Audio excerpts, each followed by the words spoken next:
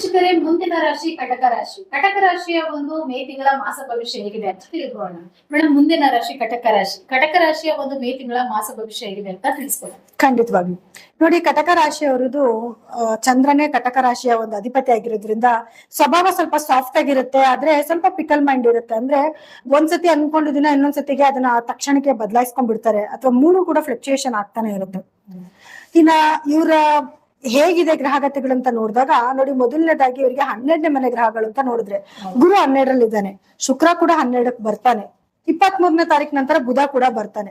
So 12ನೇ ಮನೆಯಲ್ಲಿ ಇಷ್ಟು ಗ್ರಹಗಳಿದ್ದಾಗ ಏನಾಗುತ್ತೆ, ಸ್ವಲ್ಪ ಹಿನ್ನಡೆ ಯಾವ ವಿಚಾರದಲ್ಲಿ, ಹೆಣ್ಮಕ್ಳಾಗಿದ್ರೆ ಸ್ವಲ್ಪ ಯುಟ್ರಸ್ ಪ್ರಾಬ್ಲಮ್ ಬರುವಂತದ್ದು, ಅಥವಾ ಗರ್ಭಕೋಶ ಅಂದ್ರೆ ಯುಟ್ರಸ್ಗೆ ಸಂಬಂಧಪಟ್ಟಿದ್ದು, ಅಥವಾ ಯಾವ್ದಾದ್ರು ಒಂದು ರೀತಿನಲ್ಲಿ ಹೆಣ್ಮಕ್ಳಿಗೆ ಆರೋಗ್ಯದಲ್ಲಿ ಏರುಪೇರುಗಳಾಗುವಂತ ಸಾಧ್ಯತೆಗಳಿರುತ್ತೆ.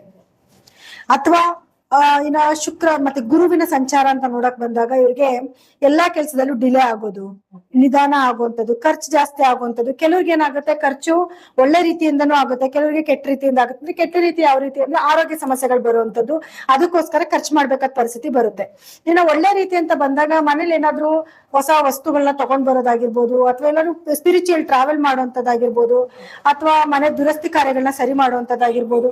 ಈ ರೀತಿನೂ ಕೂಡ ಖರ್ಚು ಬರುತ್ತೆ. ಖರ್ಚಂದ್ರೆ ಒಂದೇ ತರ ಖರ್ಚು ಬರುತ್ತೆ, ನೆಗೆಟಿವ್ ಆಗುತ್ತೆ ಅಂತಾನು ಅಲ್ಲ. ಮನೇಲಿ ಏನೋ ಒಂದು ಫಂಕ್ಷನ್ ಮಾಡ್ತಾರೆ ಅಂತ ಅಂದಾಗ ಖರ್ಚು ಬಂದೇ ಬರುತ್ತೆ. ಆ ರೀತಿ ಕೂಡ ಇವ್ರಿಗೆ ಖರ್ಚು ಆಗ್ತಾ ಇರುತ್ತೆ. ಇನ್ನ ನೆಕ್ಸ್ಟ್ ಬುಧ ಬಂದು ಇವ್ರಿಗೆ 12ನೇ ಮನೆ ಅಧಿಪತಿ 12ಕ್ಕೆ ಬರ್ತಾರೆ. ಈಗ 11ನೇ ಮನೇಲಿ ಇರೋವರೆಗೂ ಕೂಡ ಇವರಿಗೆ ಅಧಿಕವಾದ ಬಿಸ್ನೆಸ್ ಅಲ್ಲಿ ಡೆವಲಪ್ಮೆಂಟ್ ಇರುತ್ತೆ. ಯಾವ ಕೆಲಸದಲ್ಲಿ ಕೈ ಇಟ್ರು ಕೂಡ ಸಕ್ಸಸ್ ಆಗ್ತಿರುತ್ತೆ. ಬುಧನ್ ಜೊತೆ ಸೂರ್ಯನು ಸೇರ್ಕೊಂಡಿರೋದ್ರಿಂದ ಬುಧಾದಿತ್ಯ ಯೋಗ ಇವರ 11ನೇ ಮನೇಲಿ ನಡೀತಾ ಇದೆ. ಸೊ ಹಂಗಾಗಿ ಗೌರ್ಮೆಂಟ್ ರಿಲೇಟೆಡ್ ವರ್ಕ್ ಗಳಲ್ಲಿ ಯಶಸ್ಸು ಸಿಕ್ಕುತ್ತೆ ಇವ್ರಿಗೆ. ಇವ್ರಂದ್ರೆ ಗೌರ್ಮೆಂಟ್ ಕೆಲಸನೇ ಮಾಡ್ತಾ ಇದ್ರೆ ಪ್ರಮೋಷನ್ಸ್ ಆಗೋದು, ಇವ್ರಿಗೆ ಬೇಕು ಯಾವ ಪ್ಲೇಸ್ ಅಲ್ಲಿ ಬೇಕು ಅನ್ಕೊಂಡಿರ್ತಾರೋ ಆ ಪ್ಲೇಸ್ಗೆನೆ ಇವರಿಗೆ ವರ್ಗಾವಣೆ ಆಗುವಂತದ್ದು, ಇದೆಲ್ಲಾನು ಕೂಡ ಆಗತ್ತೆ. ಅಂಡ್ ಗೌರ್ಮೆಂಟ್ ಇಂದ ತುಂಬಾ ದಿವಸದಿಂದ ನಿರೀಕ್ಷೆಗಳಿರುತ್ತೆ ಕೆಲವರಿಗೆ. ಕಾಂಪಿಟೇಟಿವ್ ಎಕ್ಸಾಮ್ಸ್ ಬರಿಬೇಕು, ಕೆಲಸ ಸಿಗುತ್ತೋ ಸಿಗಲ್ವೋ ಅನ್ನುವಂಥದ್ದು, ಅಥವಾ ಗೌರ್ಮೆಂಟ್ ಇಂದ ಕೆಲವೊಂದು ಕೆಲಸಗಳಾಗಿರಲ್ಲ, ಡಿಲೇ ಆಗಿ ತುಂಬಾ ಇವತ್ತು ನಾಳೆ ನಾಡಿದ್ದು ಅಂತ ಹೋಗ್ತಾ ಇರುತ್ತೆ, ಆ ಕೆಲಸಗಳಾಗೋದು.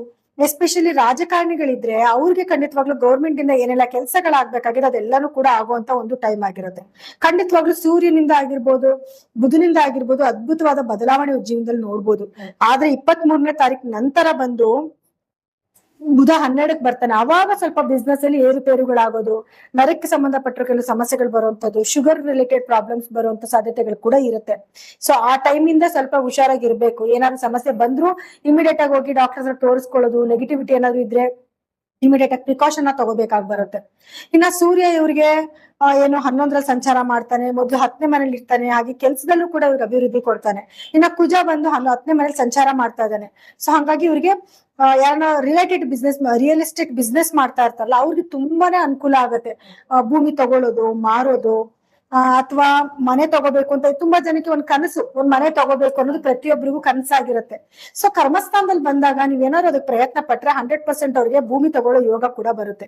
ಸೊ ಹಾಗಾಗಿ ಅವ್ರಿಗೆ ಭೂಮಿ ತಗೊಳ್ಳೋದು ಅಥವಾ ಮಾರೋದು, ಮನೆ ದುರಸ್ತಿ ಕಾರ್ಯಗಳನ್ನ ಮಾಡಿಸುವಂತದ್ದು, ಕೆಲವರೆಲ್ಲ ಹಳೆ ಮನೆ ತಗೊಂಡು ಅದನ್ನ ರಿನೋವೇಟ್ ಮಾಡಿಸ್ಕೊಂಡು ಗೃಹ ಪ್ರವೇಶ ಮಾಡಿಸ್ಕೊಂಡು ಹೋಗ್ತಾರೆ, ಅದೆಲ್ಲದಕ್ಕೂ ಕೂಡ ತುಂಬಾ ಚೆನ್ನಾಗಿರುತ್ತೆ. ಇನ್ಯಾರನ್ನ ಜಿಮ್ ಇನ್ಸ್ಟ್ರಕ್ಟರ್ ಇರ್ತಾರಲ್ಲ ಅವ್ರಿಗೂ ಕೂಡ ಒಂದು ಸಕ್ಸಸ್ ನ ನೋಡ್ಬೋದು. ಕಾಂಪಿಟೇಷನ್ ಇರುತ್ತೆ, ಅದ್ರಲ್ಲಿ ವಿನ್ನಿಂಗ್ಸ್ ಆಗುವಂತದ್ದು ಇದೆಲ್ಲಾನು ಕೂಡ ಆಗ್ತಾ ಇರತ್ತೆ. ಸೊ ಅದೆಲ್ಲ ಒಂದ್ ಸ್ವಲ್ಪ ಒಂದು ಹ್ಯಾಪಿ ಮೂಮೆಂಟ್ ಅಂತ ಹೇಳ್ಬೋದು. ಇನ್ನ ಶನಿ ಸಂಚಾರ ಅಂತ ನೋಡಕ್ ಬಂದಾಗ ತಂದೆ ಆರೋಗ್ಯಕ್ಕೆ ಅಷ್ಟು ಒಳ್ಳೇದಲ್ದೆ ಹೋದ್ರು ಕೂಡ ಇವ್ರಿಗೆ ತಂದೆ ಮನೆಯಿಂದ ಯಾವ್ದಾದ್ರು ಹಣ ಬರೋದಿದ್ರೆ, ಆಸ್ತಿ ಅಂತಸ್ತೇನಾದ್ರು ಬರೋದಿತ್ತು ಅಂದ್ರೆ ನಿಧಾನಗತಿನಲ್ಲಿ ಬರುತ್ತೆ. ಅರ್ಜೆಂಟ್ ಅಂತೂ ಮಾಡಿದ್ರೆ ಖಂಡಿತವಾಗ್ಲೂ ಆಗಲ್ಲ ಕೆಲ್ಸಗಳು. ಇನ್ನ ರಾಹು 8ನೇ ಮನೇಲಿ ಇರೋದ್ರಿಂದ ಆರೋಗ್ಯಕ್ಕೆ ಖಂಡಿತವಾಗ್ಲೂ ಅದು ಒಳ್ಳೇದಲ್ಲ. ಏನಾದ್ರು ಆಪರೇಷನ್ ಗಳಾಗುವಂಥದ್ದು, ಅಥವಾ ರಕ್ತಕ್ಕೆ ಸಂಬಂಧಪಟ್ಟಿರೋ ಕೆಲವು ಪ್ರಾಬ್ಲಮ್ಸ್ ಆಗೋದು, ಹಾರ್ಟ್ ರಿಲೇಟೆಡ್ ಪ್ರಾಬ್ಲಮ್ಸ್ ಆಗೋದು ಕೂಡ ಆಗ್ತಾ ಇರುತ್ತೆ. ಸೊ ಹಾಗಾಗಿ ಆರೋಗ್ಯದ ಕಡೆ ಗಮನ ಕೊಡ್ಲೇಬೇಕಾಗಿ ಬರುತ್ತೆ. ರಾಹು ಒಳ್ಳೇದನ್ನು ಮಾಡ್ತಾನೆ, ಕೆಟ್ಟದನ್ನು ಮಾಡ್ತಾನೆ. ಕೆಲವೊಂದು ಏನೋ ಅನಿರೀಕ್ಷಿತವಾಗಿ ಎಕ್ಸ್ಪೆಕ್ಟೇಷನ್ ಮಾಡದಿರೋಂತ ಹಣ ಬರೋದು ಕೂಡ ಆಗತ್ತೆ, ಮತ್ತೆ ಎಕ್ಸ್ಪೆಕ್ಟೇಷನ್ ಮಾಡಿದ್ರೆ ಹಣ ಲಾಸ್ ಆಗೋದು ಕೂಡ ಆಗತ್ತೆ. ಎರಡೂ ಕೂಡ ಆಗ್ತಾ ಇರುತ್ತೆ. ಸೊ ಹಾಗಾಗಿ ಸ್ವಲ್ಪ ಕೇರ್ಫುಲ್ ಆಗಿದ್ರೇನೆ ಒಳ್ಳೇದು. ಇನ್ನ ಕೇತು 2ನೇ ಮನೇಲಿ ಇದ್ದಾನೆ, ಇದ್ದಿದ್ದು ಕೇಳೋದ್ ಬೇಡ, ಸ್ವಲ್ಪ ಒಂಟಿತನ ಜಾಸ್ತಿ ಆಗುತ್ತೆ, ಸ್ಪಿರಿಚುವಲ್ ಟ್ರಾವೆಲ್ ಜಾಸ್ತಿ ಮಾಡ್ತಾರೆ, ಮತ್ತೆ ಇವ್ರ ಮಾತು ತುಂಬಾ ಕಠಿಣವಾಗಿರುತ್ತೆ, ಅದರಿಂದ ಸ್ವಲ್ಪ ಸಂಬಂಧಿಕರಿಂದ ದೂರ ಉಳ್ಕೋಬೇಕಾದ ಪರಿಸ್ಥಿತಿ ಕೂಡ ಬರುತ್ತೆ. ಸೊ ಅಂದ್ರೆ ಒಟ್ಟಾರೆಯಾಗಿ ಈ ಒಂದು ಮೇ ತಿಂಗಳ ಮಾಸ ಭವಿಷ್ಯದಲ್ಲಿ ಕಟಕ ರಾಶಿಯವರಿಗೆ ಒಳ್ಳೊಳ್ಳೆ ಯೋಗಗಳನ್ನೇ ಇದೆ. ಅದ್ರ ಜೊತೆಗೆ ಸ್ವಲ್ಪ ಪ್ರಮಾಣದ ಆರೋಗ್ಯದ ವಿಚಾರವಾಗಿ ನೋಡ್ಕೊಂಡ್ರೆ ಅನುಕೂಲ ಆಗುತ್ತೆ. ಹೌದು. ಸೊ ಈ ಒಂದು ಆರೋಗ್ಯ ವಿಚಾರವಾಗಿ ಅವ್ರು ಯಾವ ರೀತಿಯಾದ ಪರಿಹಾರ ಮಾಡ್ಕೊಂಡ್ರೆ ಒಳ್ಳೇದ? ಹೌದು ನೋಡಿ, ಇವಾಗ ಅವ್ರ ಆರೋಗ್ಯದ ವಿಷಯ ಅಂತ ಬಂದಾಗ ನಾನು ಹೇಳಿದೆ ಬುಧ 12ಕ್ಕೆ ಬರ್ತಾನೆ 23ನೇ ತಾರೀಕು ನಂತರ ಅಂತ. ಬುಧ 12ಕ್ಕೆ ಬಂದ ಆದ್ಮೇಲೆ ಇವರು ಸ್ವಲ್ಪ ಹೆಸರು ಕಾಳನ್ನ ಡೊನೇಟ್ ಮಾಡೋದು, ಯಾರಿಗಾದ್ರೂ ನಿರ್ಗತಿಕರಿಗೆ ಕೊಡುವಂತದ್ದು, ಮತ್ತೆ ಪ್ರತಿದಿನ ವಿಷ್ಣು ಸಹಸ್ರನಾಮ ಕೇಳುವಂತದನ್ನ ಮಾಡ್ಕೋಬೇಕು. ಬುಧ 23ನೇ ತಾರೀಕು ಮುಂಚೆ ಆದ್ರೆ ಹೆಸರು ಕಾಳನ್ನ ಇವರೇ ಮನೇಲಿ ಅಡಿಗೆ ಮಾಡ್ಕೊಂಡು ತಿನ್ನೋದು ಅವಾಗ, ಮತ್ತೆ ಮನೇಲಿ ಸ್ವಲ್ಪ ಸ್ಟಾಕ್ ಇಡುವಂತದ್ದು, ಮತ್ತೆ ತಿರುಪತಿ ವೆಂಕಟೇಶ್ವರನ್ ದೇವಸ್ಥಾನಕ್ಕೆ ಹೋಗಿ ಬರುವಂತದ್ದು, ಮನೆಯಲ್ಲೇ ವಿಷ್ಣು ಸಹಸ್ರನಾಮ ಕೇಳಿದ್ರು ಸಾಕು, ಅಲ್ಲೇ ಅವ್ರಿಗೆ ಏನೇನೆಲ್ಲ ನೆಗೆಟಿವಿಟಿ ಆಗ್ತಾ ಇದ್ರು ಕೂಡ ಅದೆಲ್ಲಾನು ಸರಿ ಹೋಗ್ಬಿಡುತ್ತೆ. ಇನ್ನ ಸೂರ್ಯನಿಂದನೂ ಅಷ್ಟೇ, ಪ್ರತಿ ದಿನನೂ ಕೂಡ ಅವ್ರು ಸೂರ್ಯ ನಮಸ್ಕಾರ ಹಾಕೊಳ್ಳೋದು, ಇದಿಷ್ಟು ಮಾಡ್ಕೊಂಡ್ರೆ ಸಾಕು ಮೇಡಮ್, ಅವ್ರಿಗೆ ಒಳ್ಳೆ ಫಲಗಳನ್ನ ಖಂಡಿತವಾಗ್ಲೂ ನೋಡ್ಬೋದು. ನೋಡಲ್ಲ ವೀಕ್ಷಕರೇ, ಈ ಒಂದು ಕಟಕ ರಾಶಿಯ ಈ ತಿಂಗಳ ಮಾಸದ ವಿಷಯ. ಹಾಗೆ ಬನ್ನಿ ಮುಂದಿನ ರಾಶಿ ಬಗ್ಗೆ ತಿಳ್ಕೊಳ್ಳೋಣ.